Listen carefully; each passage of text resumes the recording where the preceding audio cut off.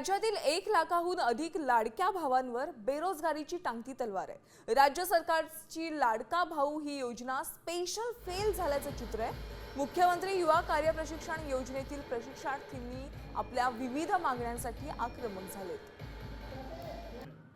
पहिले 11 आणि आता 5। लाडकी बहीण योजनेप्रमाणेच विद्यार्थ्यांसाठी आणि युवकांसाठी राबवण्यात येणारी लाडका भाऊ जी योजना आहे, त्यात मुख्यमंत्री कार्य प्रशिक्षण योजनेत अनेक विद्यार्थ्यांना सध्या बेरोजगारीची टांगती तलवार ही असतानाच पाहायला मिळते। पूर्ण राज्यभरातील जे विद्यार्थी आहेत ते कुठेतरी बेरोजगार झाल्याची सध्याची परिस्थिती आहे। मला 6 महिन्यासाठी योजना होती, त्यानंतर त्यांना पुढे कायम करणार अशा पद्धतीची योजना त्यामध्ये ते माननीय मुख्यमंत्री तत्कालीन मुख्यमंत्री एकनाथ शिंदे साहेबांनी सांगितलं होतं, देवेंद्रजी फडणवीस साहेबांनी सांगितलं होतं। पण पुन्हा त्यासाठी देखील 5 महिने वाढीसाठी देखील हा आटास घ्यावा लागला, आंदोलन करावं लागले, मोर्चे घ्यावं लागले, उपोषण करावं लागलं।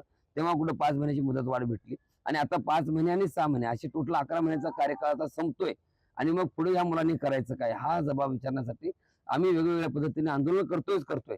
आझाद मैदानावरती छत्री मोर्चाच्या माध्यमातून राज्यव्यापी मोर्चा आझाद मैदानावरती पासून ते विधान भवनापर्यंत मोठ्या प्रमाणात मोर्चा काढून 50,000 अधिक विद्यार्थी त्या ठिकाणी उपस्थित राहणार आहेत। सागर निकवाडे, साम टीव्ही न्यूज, नंदुरबार।